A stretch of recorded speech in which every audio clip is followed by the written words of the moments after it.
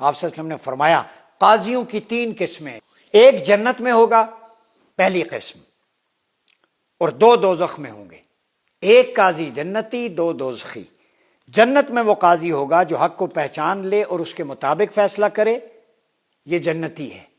حق کی پہچان، صرف پہچان نہیں، بعض قاضی ایسے بھی ہیں حق کو پہچان کر اس کے خلاف فیصلہ دیتے ہیں، وہ بھی جہنمی ہیں۔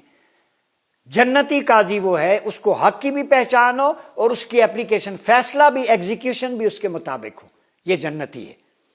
دوسرا جو حق کو پہچاننے کے باوجود اس کے خلاف فیصلہ کرے، یہ بہت خطرناک قاضی ہے، جس کو حق کا تو پتہ ہے، میرٹ کیا ہے، انصاف کے تقاضے کیا ہیں، اللہ رسول کا حکم کیا ہے، یہ جاننے کے باوجود اس کے خلاف فیصلہ کرے تو وہ سب سے نچلے گڑھے میں ہے جہنم کے، وہ دوزخ میں ہوگا۔ اور جو شخص جہالت سے لوگوں کے درمیان فیصلہ کرے وہ بھی دوزخی ہے، جس کو پتہ ہی نہیں ہے، اس منصب کا اہل ہی نہیں ہے، اس کا مطالعہ ہی نہیں ہے، اسٹڈی ہی نہیں ہے، قانون کی جزیات کا ہی نہیں پتہ۔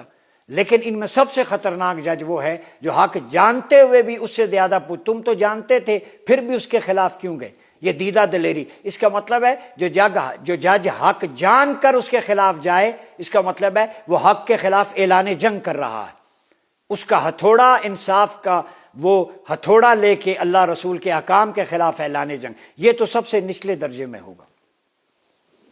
اس حدیث سے یہ ثابت ہو رہا ہے کہ قاضی میں 2 بنیادی شرائط کا پایا جانا ضروری ہے، کمپلسری ہے، مینڈیٹری۔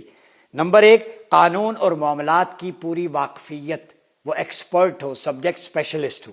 دوسرا، ہر معاملے میں عدل و انصاف کے تقاضوں کا لحاظ۔ یہ 2 پری ریکویزٹس ہیں، جو علامتیں ہیں قاضی کے اندر۔ ان شرائط کے بغیر کوئی جج اور قاضی نہیں بن سکتا، ٹھیک ہے۔ عبداللہ بن ابی اوفا بیان کرتے ہیں، آپ صلی اللہ علیہ وسلم نے فرمایا جب تک قاضی ظلم نہ کرے اللہ اس کے ساتھ ہوتا ہے، اور جب وہ ظلم کرے تو اللہ اس کے ساتھ نہیں ہوتا اور شیطان اس سے چمٹ جاتا ہے۔